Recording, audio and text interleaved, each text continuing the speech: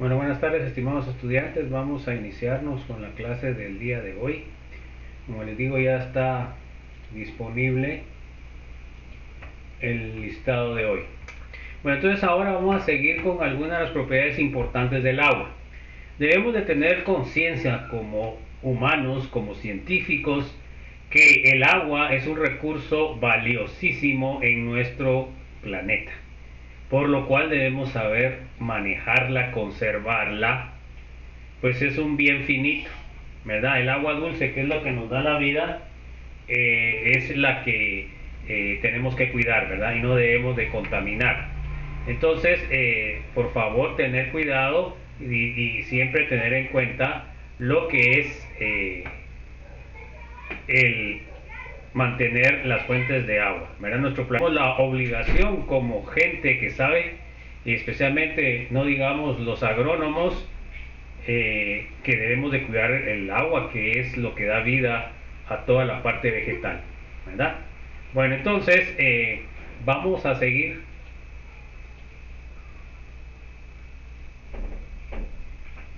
Entonces, a ver, léame por favor, Alejandro Valdemar. Agua, un líquido fuera de lo común.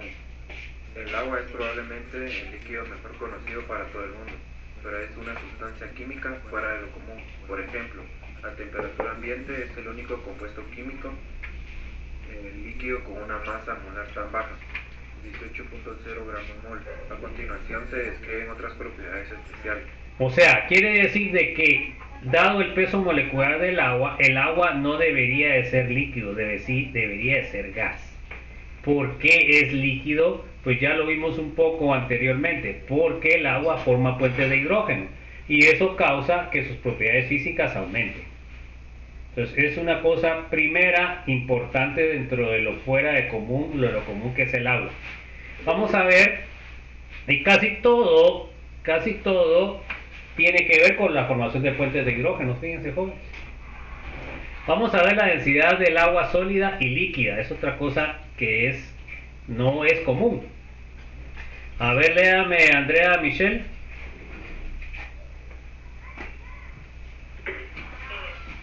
Densidad del agua sólida y líquida. La forma sólida del agua en hielo es menos densa que la líquida, situación que es muy poco frecuente. Las consecuencias de esta peculiar característica para la vida en este planeta son inmensas. Cuando la temperatura desciende por debajo del punto de congelación, en la superficie de los lagos se forma hielo, el cual aísla el agua que está debajo y permite a los peces y demás organismos acuáticos sobrevivir a los inviernos de las zonas templadas. Ok, entonces se dan cuenta ustedes que si el agua fuera más densa, entonces se congelaría todos los ríos y lagos y no podría haber vida abajo de lo que es la superficie del hielo congelado, como miramos ahí el dibujito, ¿no? Entonces solamente se va a congelar la superficie, pero abajo del agua va a haber agua líquida a 4 grados, entonces pueden vivir los peces. Bueno, léame por favor, Brosny. Si el hielo fuese más denso que el agua líquida, se hundiría hasta el fondo a medida que se forma.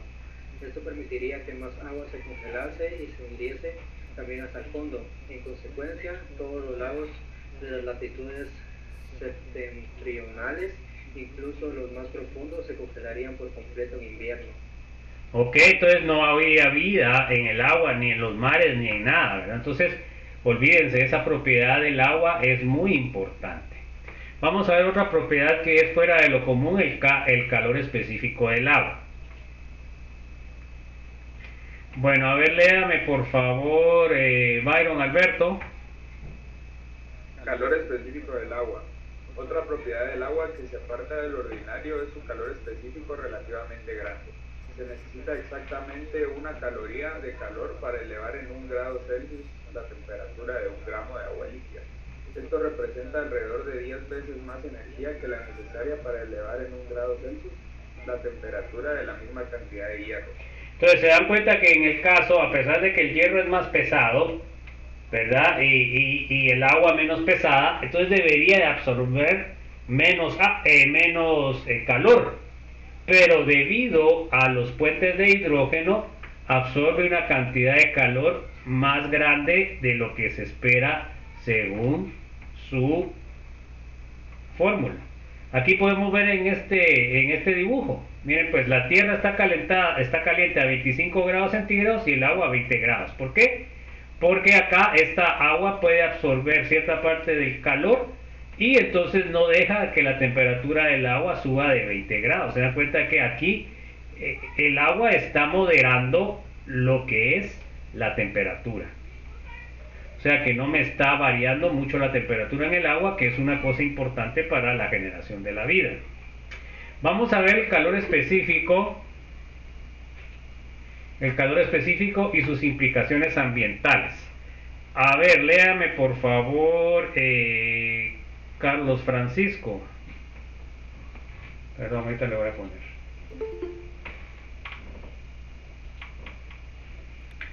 Debido a que el agua tiene un calor específico relativamente grande, se necesita una cantidad de calor más o menos grande para elevar la temperatura de una muestra de agua. Y se desprende mucho calor al producirse un pequeño descenso de su temperatura. Las enormes cantidades de agua presentes en la superficie de la Tierra guardan y liberan calor alternadamente, lo cual tiende a moderar las variaciones diarias de la temperatura.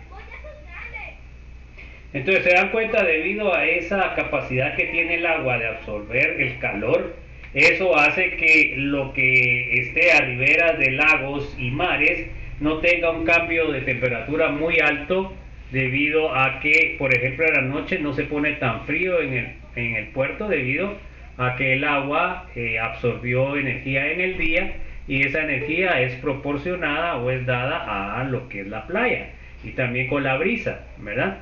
Bueno, a ver, léame por favor, Carlos Manuel.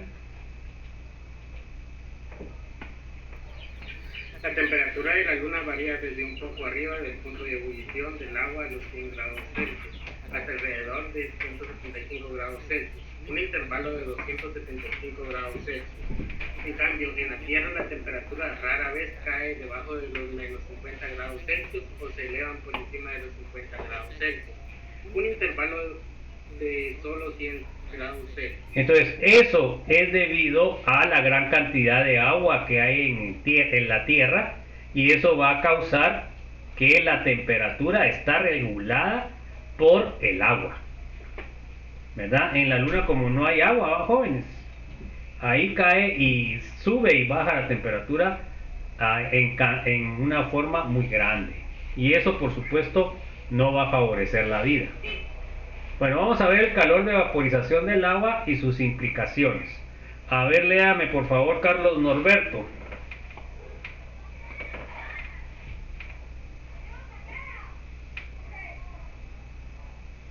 Bueno, a ver, dale a Marisol, por favor. Otra propiedad del agua fuera de lo común es su calor de vaporización relativamente grande, de 2.26 kilojoules por gramo o 40.7 kilojoules mol. Por tanto, se necesita una gran cantidad de calor para evaporar una pequeña cantidad de agua. Esto es de gran importancia para los animales, pues hace posible disipar grandes cantidades de calor corporal, generando como producto colateral de los procesos metabólicos por evaporación de pequeñas cantidades de agua, transpiración en la piel. Entonces ustedes saben de que cuando naturalmente nosotros, cuando hay mucho calor, pues causa un efecto de sudor, y este sudor, como la mayoría es agua, va a causar de que la temperatura baje, ¿verdad? Por esa capacidad que tiene el agua de vaporización. Entonces se dan cuenta que así es como nosotros generamos, o nadie nos generamos, no, que regulamos la temperatura por medio de la generación del sudor. Bueno, A ver, léame por favor Danilo Fernando. Junto con el efecto modificador de la temperatura, del alto calor específico del agua, el gran calor de vaporización de este compuesto también tiene un efecto moderador de la temperatura. Ok.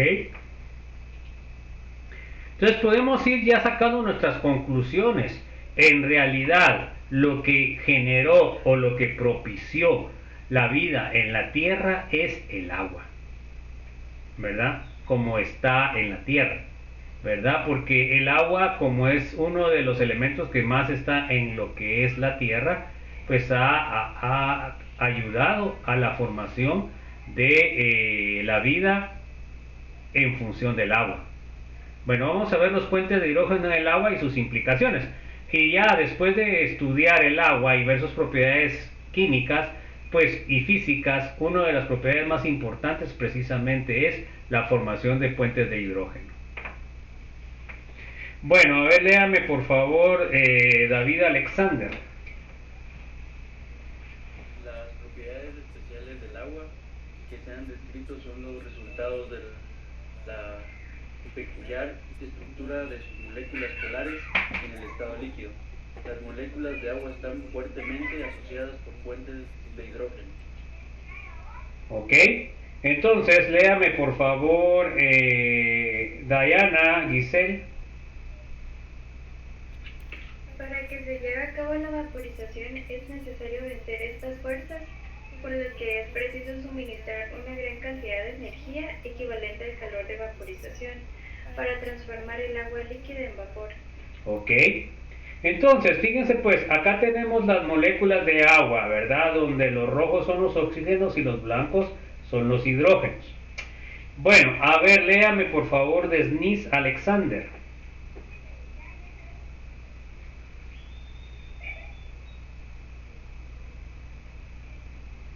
Bueno, a ver Diego José, léame por favor. Perdón, no estaba sólido. Bueno, léale después, a ver, disculpe Diego. Perdón, en el estado sólido, las moléculas de agua en forma de hielo se encuentran dispuestas ordenadamente como se muestra la figura. Esta disposición cristalina ordenada del hielo es única, pues las moléculas presentan una estructura menos compacta que en el estado líquido. Ok, bueno, entonces fíjense pues, en este caso, como es el agua sólida, miren, tiene como unos huecos en la estructura, debido a la forma que tiene el agua cuando forma los puentes de hidrógeno. Entonces, esta estructura hueca es lo que causa de que el hielo flote, porque normalmente el hielo debería de hundirse, ¿verdad? Porque cuando ustedes echan un sólido en el mismo líquido, por ejemplo, si ustedes echan hierro sólido en hierro líquido, el hierro se hunde. Si echan ustedes zinc sólido en zinc líquido, se hunde. Pero ahora, ¿qué pasa con el agua? Ustedes echan un cubo de hielo de agua y no se hunde en el agua. ¿Se dan cuenta ustedes esa gran virtud que da la formación de puentes de hidrógeno? Entonces, como habíamos visto anteriormente, ¿verdad, chicos? Eso es lo importante. Aquí es donde debemos nosotros interpretar y comprender lo que vimos anteriormente explicado, que son las fuerzas intermoleculares. Entonces, ¿qué es lo que está pasando? Pues el agua, tenemos las moléculas de agua. Primero sabemos de que debido a la diferencia de electronegatividades va a estar polarizada. Primera cosa, ¿va? Luego de eso, pues este tiene electrones libres. ¿Ok? Entonces, ahora, ¿qué va a pasar? Como está polarizada, entonces ahora lo que va a pasar es la formación de puente de hidrógeno. Porque acuérdense ustedes que los que forman puente de hidrógeno, ¿quiénes son? Cuando el hidrógeno está unido al O, cuando el hidrógeno está unido al nitrógeno y cuando el hidrógeno está unido al flúor. ¿Ok? Esos son los únicos tres que forman puente de hidrógeno. Entonces este es oxígeno, forma puente de hidrógeno. Entonces otra molécula de oxígeno, de agua, perdón, ¿qué va a pasar? Como es carga negativa, positiva, entonces y aquí tiene electrones libres, entonces aquí es donde va a formar el puente de hidrógeno, ¿ven? ¿Se dan cuenta? Y si acá tenemos otra molécula, entonces acá este va a unirse con un positivo, que tendría que ser un hidrógeno, y va a tener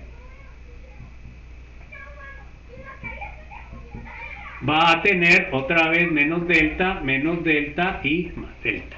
Entonces se dan cuenta que aquí se está formando una red con los puentes de hidrógeno. Entonces esta red es muy difícil de romper, y por eso es de que el agua tiene propiedades físicas muy diferentes. Entonces hay que tener cuidado con eso. Bueno, entonces, no sé si hay alguna duda.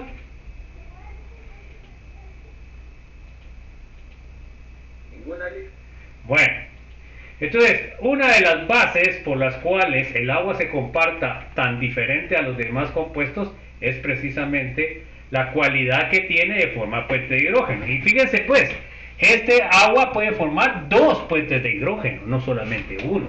Y ahí es donde viene el mayor efecto del puente de hidrógeno. Porque, por ejemplo, si nosotros miramos un alcohol,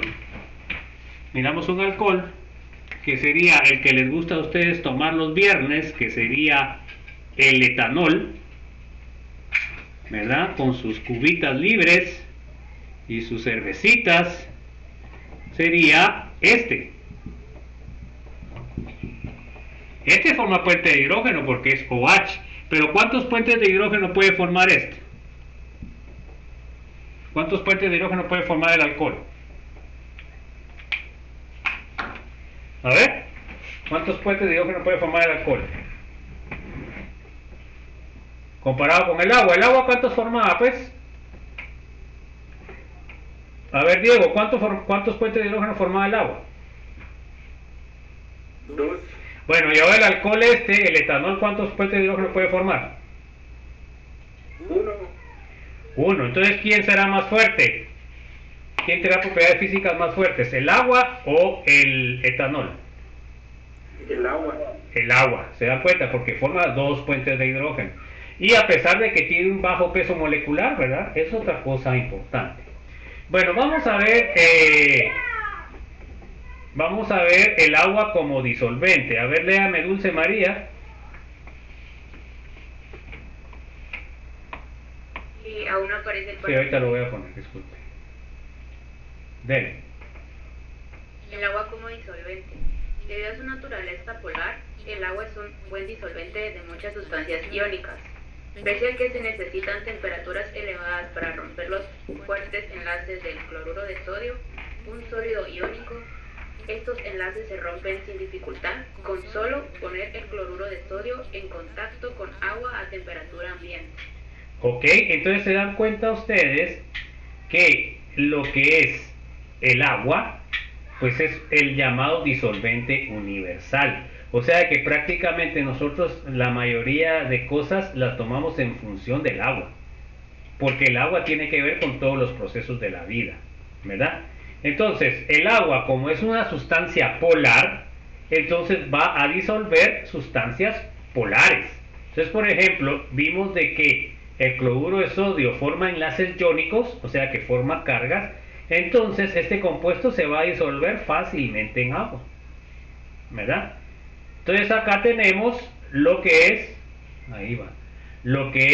miren qué es lo que pasa. Cuando entra el sodio, ¿qué es lo que pasa? Se dan cuenta ustedes de que el agua rodea al negativo, que ¿quién sería el negativo? ¿El cloro o el sodio? Eileen, ¿quién sería el negativo en el cloruro de sodio? ¿El sodio o el cloruro? El cloruro. El cloruro. Entonces miren ahora qué pasó. El agua rodeó al cloruro. Pero miren de qué lado lo rodeó Eileen. ¿Del lado de los hidrógenos o del lado del oxígeno?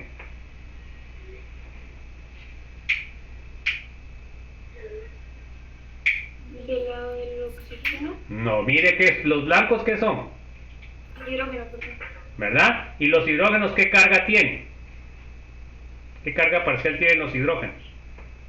Positivo. Entonces se da cuenta que positivo se atrae con negativo. Entonces esto se llama un proceso de solvatación, o sea que el disolvente está rodeando al cloruro. Ahora miren qué pasó con el sodio que tiene carga positiva. ¿Qué pasó? ¿Quién lo está rodeando? El oxígeno que tiene carga negativa. Ok, se da cuenta que ya no es los hidrógenos, no, que son los oxígenos. Entonces ahí es donde se disuelve fácilmente el cloruro de sodio, así es como se disuelve. ¿Está claro, jóvenes? Bueno, vamos a ver una gráfica de lo que es el... No, ya está dentro. ¿Cómo es el proceso del agua? Entonces miren pues, acá tenemos,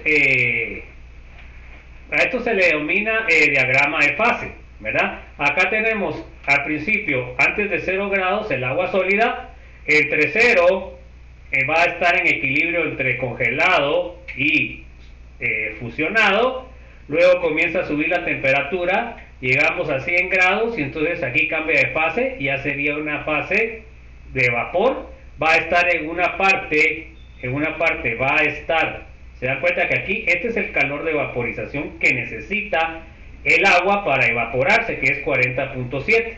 Entonces esta energía debe de llegar a 40.7 para que se comience a desplazar el equilibrio hacia la forma de vapor. Igual acá, miren, el calor de fusión es de 6.01. Esta línea recta entre sólido y líquido debe superar con 6.01 kJ eso. Entonces acá tenemos 3 fases, tenemos sólido, tenemos líquido y tenemos gaseoso. A esto se le llama un diagrama de fase. Bueno, ¿qué aprendimos en la presentación? Primero vimos las generalidades del curso, más bien serían las instrucciones del curso de la Química General 2. Vimos el estado sólido, propiedades de los líquidos, vimos fuerzas intermoleculares, efecto polar y momento dipolar, vimos la viscosidad, tensión superficial, vaporización y condensación, punto de ebullición, destilación, fusión, congelación. Vimos además el agua, déjenme ver, aquí está. El agua como un líquido fuera de lo común, vimos la densidad, el calor específico y sus implicaciones ambientales, o sea, la regulación de la temperatura de la tierra, calor de vaporización del agua y sus implicaciones como medio de dispersar el calor, ¿va, jóvenes? En el caso del sudor en los animales, fuentes de hidrógeno en el agua, las implicaciones que hace que estas propiedades tengan propiedades más altas que su peso molecular el agua. Y vimos que el agua como disolvente es bastante bueno con sustancias iónicas. No sé si hay alguna duda, chicos, alguna inquietud.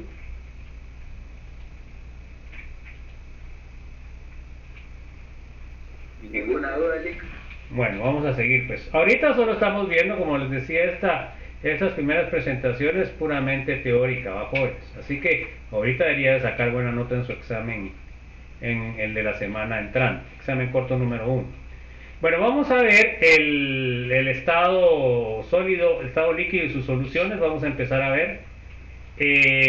Vamos a ver los tipos de disolución. A ver. Léame por favor. Licenciado, disculpe, ¿Sí? una pregunta, ¿Sí? perdón que lo interrumpa. Hoy a las 8 de la noche no hay corto entonces. No, ahorita no, esa es una semana después. Ahorita no hemos cumplido una semana, ¿va? O sea, el examen corto, los exámenes cortos comienzan a partir de la semana entrante. Gracias, licenciado. Bueno, y va a entrar hasta lo que veamos hoy. Bueno, vamos a ver entonces, léame por favor, Emerson. Tipos de disolución. Establecimos que una disolución es una mezcla homogénea de dos o más sustancias, debido a que una definición no restringe en modo alguno la naturaleza de las sustancias implicadas. Se distinguen 6 tipos de disoluciones dependiendo del estado físico original: sólido, líquido o gaseoso. De los componentes, en la tabla de abajo se presentan ejemplos de cada uno de los tipos. Bueno, entonces ahora vamos a ver los diferentes tipos de disoluciones, ¿verdad? Entonces, por ejemplo, tengo el componente 1 y tengo el componente 2. Luego, tengo el estado de la disolución, ¿verdad? ¿Qué estado es de la disolución resultante? Y luego tengo unos ejemplos. Entonces, por ejemplo, yo tengo un componente 1 gas, un componente 2 gas. ¿Cómo va a ser el estado final de esto? Pues va a ser gaseoso. ¿Qué ejemplo puedo poner? El aire. Porque en el aire está, por ejemplo, nitrógeno, oxígeno, ¿verdad? Y otros elementos menores. Y entonces eso sería una disolución gas-gas. Ahora miremos cuando el componente 1 es gas, el componente 2 es líquido, ¿cómo va a ser el estado de la disolución resultante? Líquido. Bueno, entonces, ¿qué es lo que tenemos como ejemplo? El agua gaseosa. El agua gaseosa tiene el CO2 en agua. El CO2 es un gas, ¿verdad? Y eso es lo que causa las burbujas en el agua o en la cerveza, ¿verdad? Y luego tenemos gas sólido. ¿Cuál va a ser el estado resultante? Va a ser sólido. Por ejemplo, ¿qué ejemplo? Cuando el hidrógeno gaseoso en el paladio se une. Entonces, por ejemplo, nosotros tenemos que el hidrógeno es un gas. Fíjense que ¿qué es lo que pasa? El paladio pues es un metal precioso. Eso se utiliza para catálisis. Ahí tenemos el metal. Y acá tenemos las moléculas de hidrógeno, ¿ya? Estas son gaseosas, estas son sólidas. Bueno, entonces, ¿qué es lo que pasa? Estas moléculas de hidrógeno se van a unir a la superficie del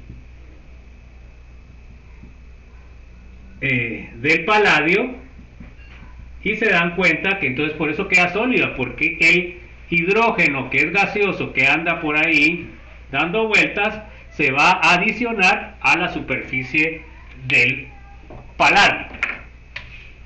Bueno, entonces ese sería el ejemplo. Ahora, ¿qué pasa cuando el componente 1 es líquido y el componente 2 es líquido? ¿Cómo va a ser la resultante? Va a ser líquida.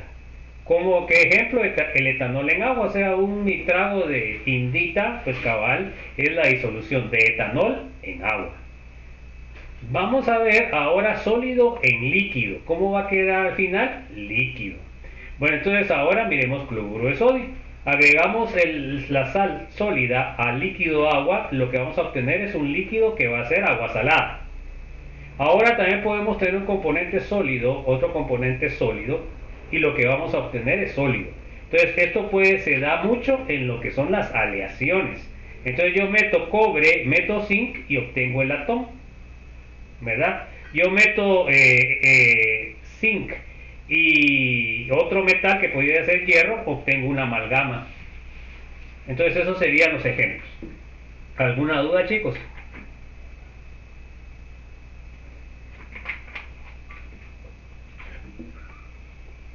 Bueno, entonces eso se les puede preguntar en el examen, chicos. Bueno, a ver, léame Esmeralda, por favor. Estudiaremos las disoluciones que incluyen por lo menos un componente líquido, es decir, disoluciones gas líquido, líquido-líquido y sólido-líquido. Quizás no sorprenda demasiado que el disolvente líquido en la mayor parte de las disoluciones que estudiaremos es el agua. ¿Se da cuenta? O sea que por eso la mayoría de cosas que hacemos o disoluciones que hacemos es en agua, ¿verdad? Por ejemplo, cuando nosotros preparamos fertilizante, ¿verdad? Normalmente digamos cuando utilizamos un sistema de riego, pues lo que hacemos es que disolvemos el fertilizante en el agua y luego lo agregamos en el sistema de irrigación, ¿verdad? Lo estamos haciendo, disolviendo los nutrientes en el agua. Bueno, a ver, léame por favor, Estuardo Josué. También se diferencian las disoluciones por su capacidad para disolver un soluto. Una disolución saturada contiene la máxima cantidad de un soluto que se disuelve en un disolvente, en particular a una temperatura específica. Entonces la disolución depende de la concentración y de la temperatura. Si varía la temperatura, también varía la capacidad de disolver. Ojo. Bueno, entonces vamos a seguir definiendo. Léame por favor, Guillermo Enrique.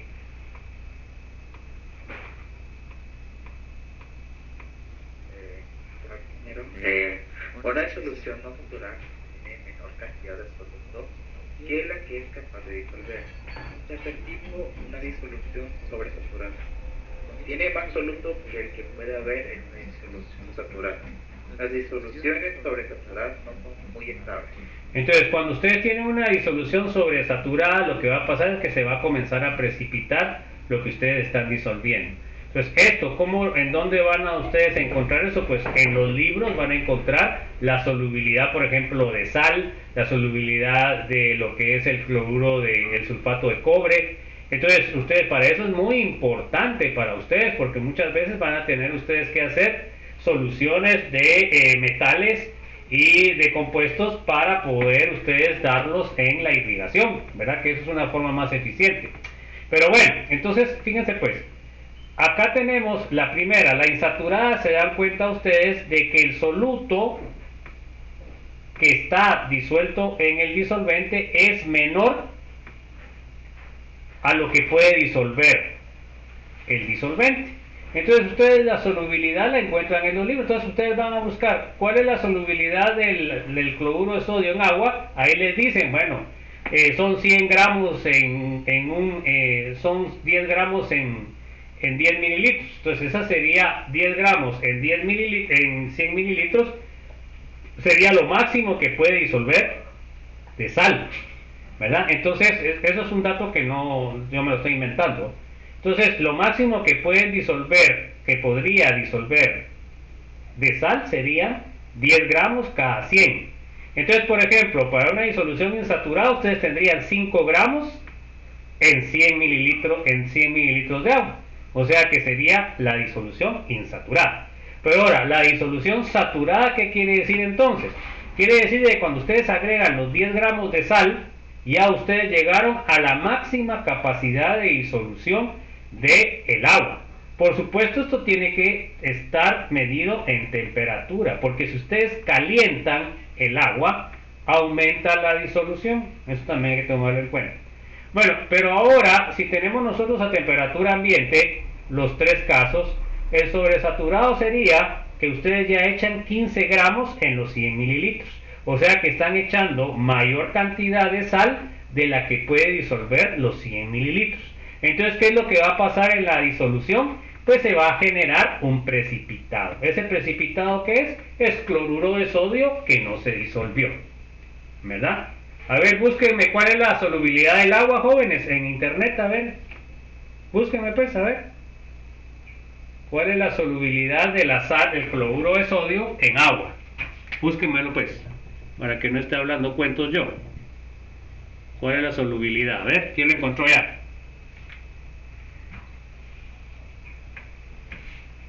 A ver, pues chicos, ustedes que son millennials tienen que... A mí me sale que son 100 mililitros de agua a 25 grados Celsius. ¿Pero qué?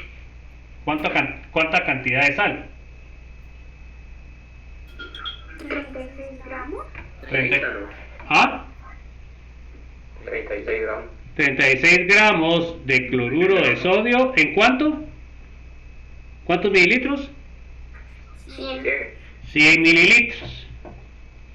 ¿Se dan cuenta? Eso sería lo real, no lo está diciendo. Bueno, entonces aquí, si ustedes han agregado 100 mililitros menos de 36, por ejemplo 15, quiere decir de que es una disolución insaturada. Si ustedes agregan 36 gramos a 100 mililitros, ¿cómo va a ser la disolución? 36 gramos en... Saturada. Por supuesto que ahí les dijeron una temperatura. ¿A qué temperatura estaban hablando, jóvenes? 20 grados Celsius.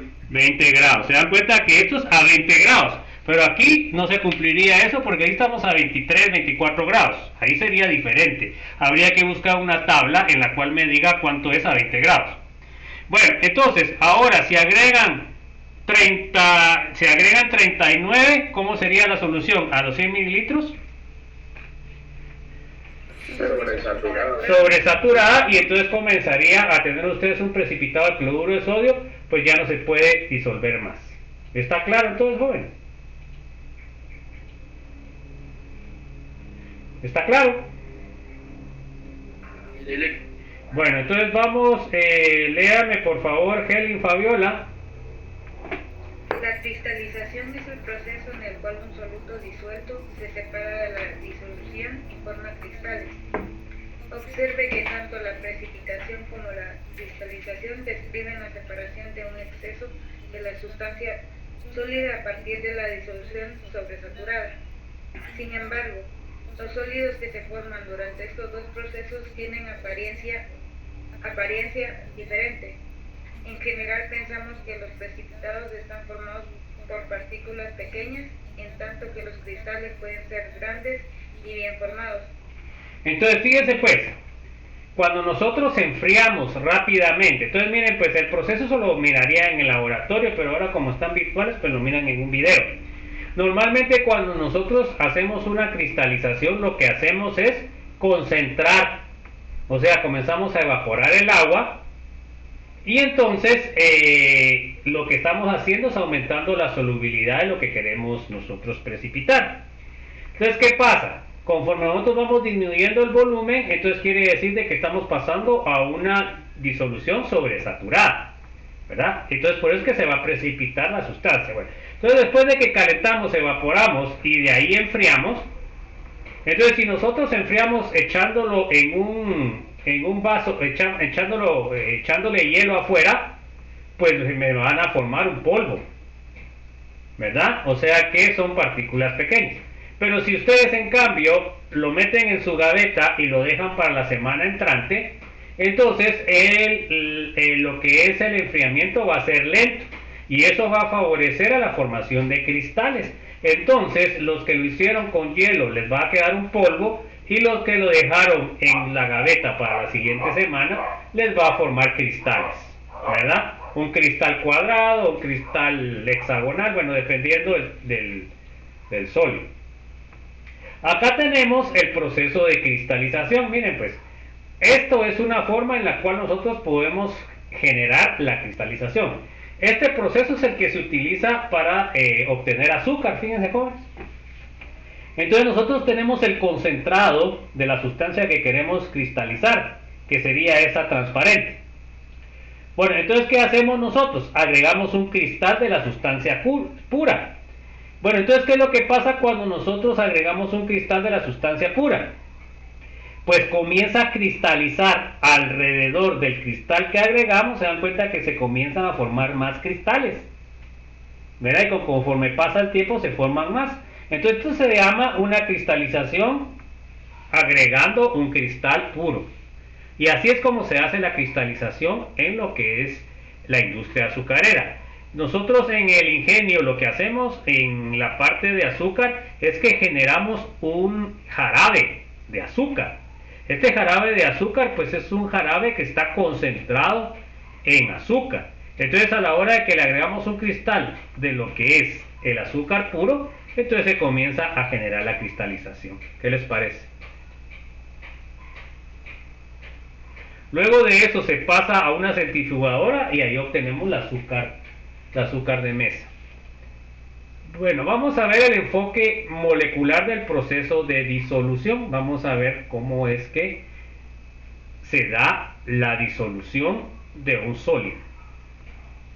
Bueno, a ver, léame por favor,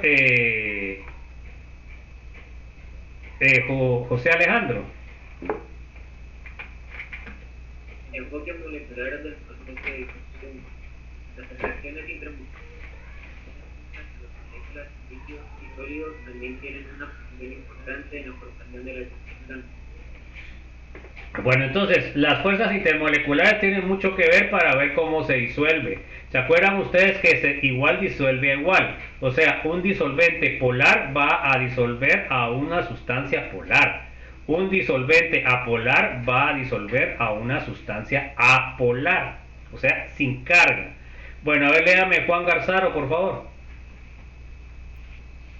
Cuando una sustancia, el soluto, se disuelve en otra, el disolvente, las partículas del soluto se dispersan en el disolvente.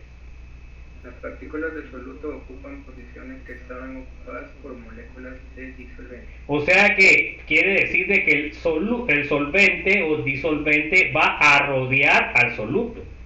A eso se llama solvatación, así como vimos cuando el agua rodeaba a los positivos y a los negativos, ¿verdad? Al sodio y al cloruro. Bueno, a ver, María Fernanda, léame por favor.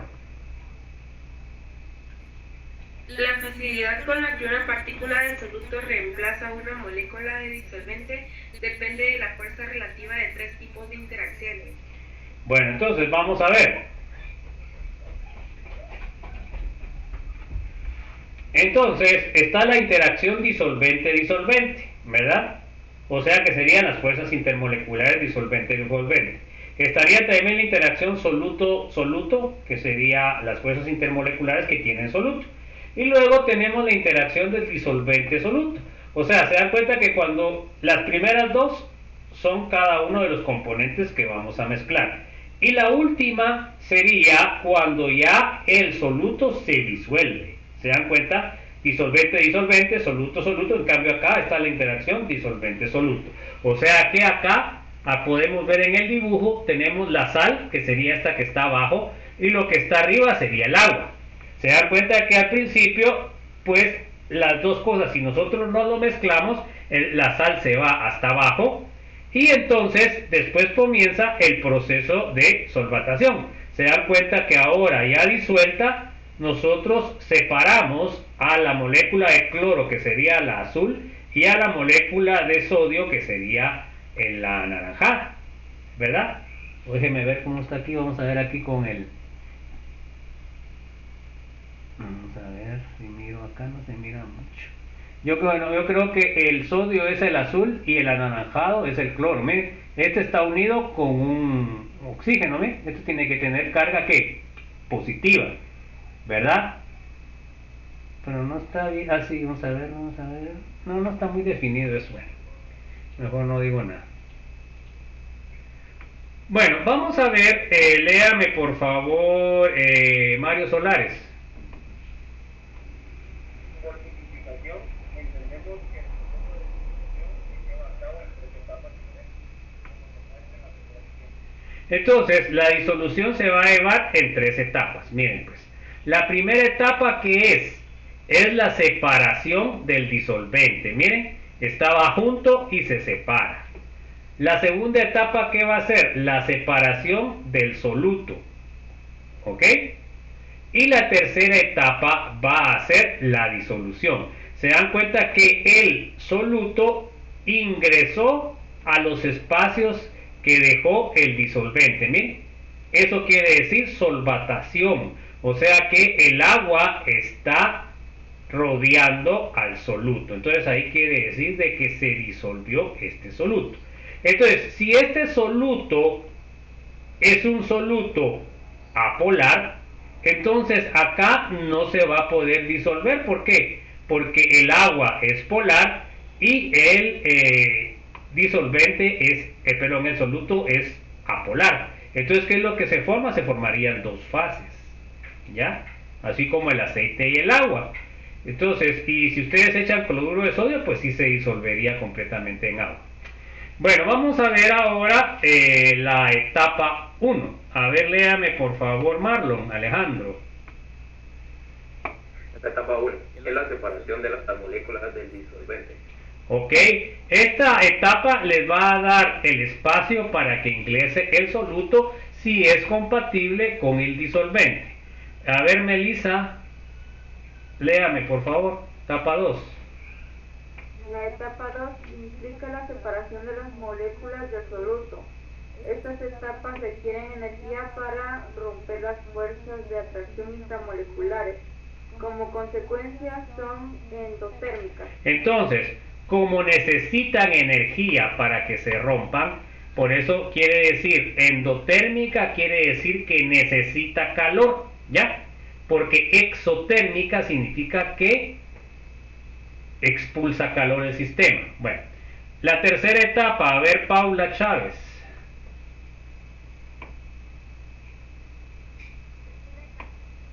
No se le ve mucho, acérquese más el micrófono, por favor. Perdón. Las moléculas del disolvente y el soluto se mezclan. Ok, por supuesto se mezclan si son compatibles, ¿verdad, jóvenes? Bueno, a ver, léame por favor, Pedro Manuel. Este proceso puede ser exotérmico, endotérmico. El calor de la solución H está dado por... Entonces, el proceso puede ser exotérmico o puede ser endotérmico, ¿ok? Siempre todos los procesos exotérmicos son espontáneos. En cambio, los procesos endotérmicos son no espontáneos. Bueno, ahora miremos el delta H de disolución, que delta H se refiere al calor, va a ser igual al delta H etapa 1 más delta H etapa 2 más delta H etapa 3. Bueno, a ver, léame por favor, Ramsés. Si la atracción soluto-disolvente es mayor que la atracción disolvente-disolvente que la atracción soluto-soluto, el proceso de disolución será favorable o exotérmico. La interacción soluto-disolvente es más débil que las interacciones disolvente-disolvente y soluto-soluto. El proceso de disolución será endotérmico. Ok, entonces fíjense pues, esto es importante que lo sepan. Si la fuerza entre soluto y disolvente es mayor que la fuerza entre disolvente y disolvente y soluto, quiere decir que el proceso es espontáneo. Entonces, ¿qué es lo que sucede? Pues cuando ustedes disuelven uno en el otro, se va a subir el calor. Así es como saben ustedes que es exotérmico. Entonces, ¿cuándo pueden ustedes notar en el laboratorio? Por ejemplo, cuando ustedes disuelven ácido sulfúrico concentrado en agua, el agua se calienta bastante y por eso hay que tener cuidado cuando nosotros hacemos una disolución de ácido sulfúrico a partir de un ácido concentrado.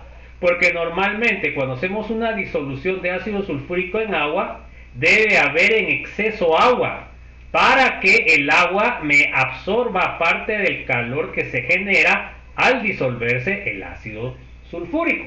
O sea que esa disolución es exotérmica y también la clasificamos como espontánea. Pero ahora, ¿qué pasa cuando una sustancia, la fuerza entre el soluto y el disolvente es menor que la del disolvente y soluto, entonces el sistema necesita calor. Entonces, por ejemplo, si ustedes tienen ácido sulfúrico, fíjense pues. Entonces, el ácido sulfúrico, ¿qué va a pasar? El ácido sulfúrico, cuando ustedes le echen agua, se va a formar H3 o más SO4 menos 2. Eso es lo que se va a formar, pero sería 2 moles. Entonces, por ejemplo, cuando ustedes echan nitrato de potasio y acá va a generar, les voy a poner acá solo para que tengan en cuenta, más calor. Entonces, cuando el calor lo tienen ustedes en los productos, significa de que esta reacción es exotérmica. Y esta reacción se da de forma espontánea. Pero por ejemplo, el nitrito de potasio más agua, ¿qué les va a dar? Les va a dar potasio más NO2 negativo. Y ahora el calor está de este lado. Entonces esta reacción es endotérmica. Entonces, ¿qué significa? Acá la unión entre los ácidos y el sulfato es más débil que la disolución, que los iones sueltos. En cambio acá, la fuerza del nitrato con el potasio es más fuerte que la disolución.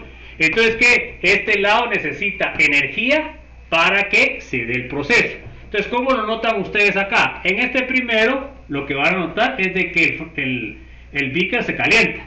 Pero acá, ¿qué van a notar ustedes? Que el beaker se enfría. Entonces, cuando ustedes sienten este proceso sería endotérmico y el de arriba sería exotérmico. Entonces, ¿qué quiere decir? Pues quiere decir que en el primero las fuerzas soluto-disolvente son más grandes que las de soluto-soluto o disolvente-disolvente. En cambio, la de abajo, que es endotérmica, las fuerzas soluto-disolvente son menos fuertes que las soluto-soluto y que las disolvente-disolvente. Bueno, entonces, concluyendo, la reacción exotérmica se da de forma natural o espontánea. ¿Alguna duda, chicos? ¿Está claro eso? Entonces, en el laboratorio ustedes miran una disolución de algo. Si la misma se calienta un poco, quiere decir de que es exotérmica. Si se enfría, quiere decir que es endotérmica. Si no cambia, si queda a la misma temperatura ambiente, quiere decir de que está en equilibrio la disolución. Bueno, a ver, léame por favor Shirley Michelle. La solubilidad es una medida de la cantidad de soluto que se disolverá en cierto disolvente en una temperatura específica. El dicho, lo semejante disuelve a lo semejante, es de gran ayuda para predecir la solubilidad de una sustancia en determinado disolvente. Entonces, por eso nosotros ya por medio que conocemos de la diferencia de electronegatividades, nosotros podemos decir si el enlace es iónico, si es covalente, covalente iónico o covalente apolar. Bueno, entonces eso ya sería una forma de que nosotros podamos identificar la disolución, la solubilidad, perdón. Bueno, a ver, léame Valesca, por favor. Esta expresión significa que es probable que dos sustancias cuyas fuerzas intermoleculares son del mismo tipo y magnitud sean solubles entre sí. Ok, entonces ojo con eso, porque igual disuelve a igual. A ver, léame Wilson, por favor. Por ejemplo, tanto el tetracloruro de carbono como el benceno son líquidos no polares. Las únicas fuerzas intermoleculares presentes en estas sustancias son las fuerzas de dispersión. Cuando se mezclan estos dos líquidos, rápidamente se disuelven uno en otro, porque las fuerzas de atracción entre las moléculas de CCl4 y de C6H6 son parecidas en magnitud a las fuerzas que se dan entre las moléculas de CCl4 y entre las moléculas de C6H6. Entonces, por ejemplo, ustedes van a saber de que el tetracloruro de carbono es apolar y el benceno es apolar. ¿Se acuerdan ustedes que el mu del tetracloruro era 0 y el mu del benceno era 0? Que se acuerdan que mu significa momento dipolar. Entonces, las dos sustancias son iguales, se disuelven. Así de sencillo. Ahora léame, por favor, ya casi para terminar, Alejandra Orozco, léame, por favor.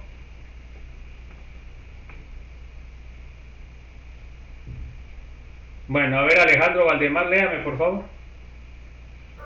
Se dice que dos líquidos son visibles y son completamente solubles entre sí, en todas proporciones. Lea, sigue, disculpe. Los alcoholes como metanol, etanol y 1,1-etilenglicol son miscibles con agua porque forman puentes de hidrógeno con las moléculas de agua. Entonces, fíjense pues, los alcoholes forman puente de hidrógeno. El metanol es un alcohol, el etanol es un alcohol, el etilenglicol tiene dos alcoholes. ¿Cuál de los tres se disolverá más en agua? ¿El etilenglicol, el metanol o el etanol? A ver.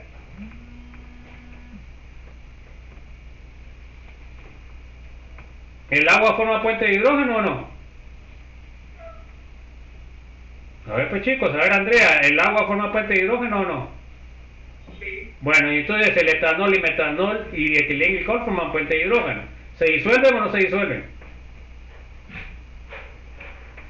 Igual disuelve igual. Entonces, ¿se disuelve o no, Andrea? Sí. Bueno, pero ahora tenemos entre el metanol y el etanol y el etilenglicol, Brosny. El etilenglicol tiene 2 puentes de hidrógeno y los metanol y etanol tiene 1. ¿Cuál se va a disolver más en el agua? El etanol y el metanol. No, se va a disolver más el etilenglicol que tiene 2 alcoholes. A mayor cantidad de alcoholes, mayor solubilidad. Acá tenemos el metanol, que se dan cuenta que tiene un carbono y un OH. El etanol tiene 2 carbonos y un OH.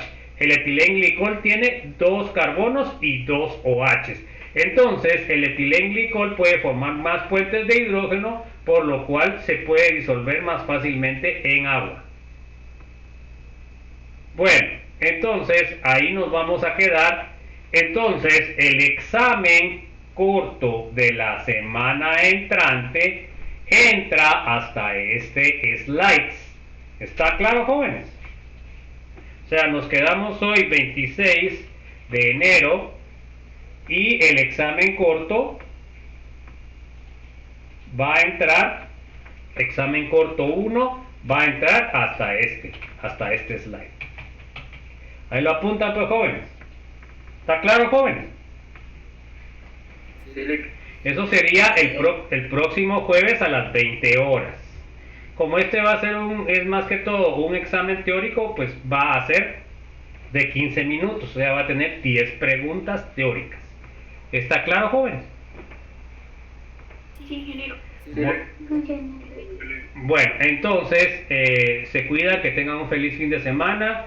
Ahí siempre se están protegiendo y si tienen que ponerse las cuatro vacunas que van hasta el momento. Este año me puse la 4ª porque el COVID siempre sigue. O sea, esto va a quedar como una gripe normal, ¿verdad? Entonces esto se tiene que vacunar más o menos una vez al año, ¿verdad? Así como la influenza.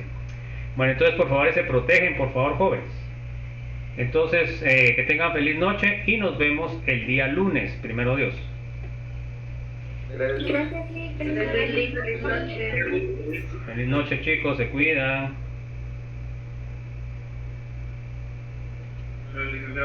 Buenas noches, nos vemos.